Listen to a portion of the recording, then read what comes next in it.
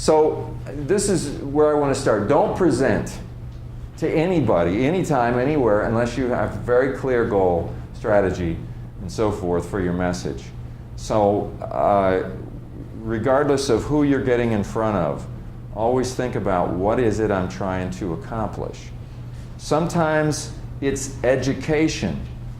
But for example, when I did all of those presentations I was talking about for 18 months for my company, we were not a nonprofit organization. I was not just an educator standing in front of them.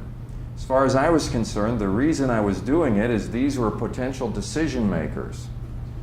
And although I was not doing a commercial for my company, I was talking about trends in the industry, in e-commerce, and where the future of e-commerce was going, but we were selling in e-commerce solutions. And everybody knew that who read my bio when I came up there.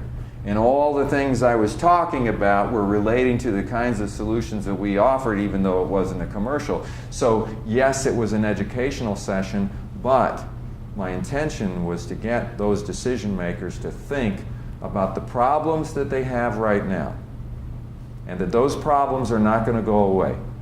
And as the trends change, sooner or later they're going to be implementing solutions like this. Why not sooner than later? Why wait until you get behind the technology curve and you realize your competition is there and you're not there? So it was a compelling presentation that I wanted to do. It was to get people disturbed about the status quo and to get them thinking about the decisions that they really need to make that maybe haven't been disturbing to them in the past. Essentially, it was a sales presentation because it was one that moves somebody to action. Okay, so if you don't know that that's what you're going to do, then often what happens is we get up and we just present, and this is what happens a lot of times when you have your R&D people get up.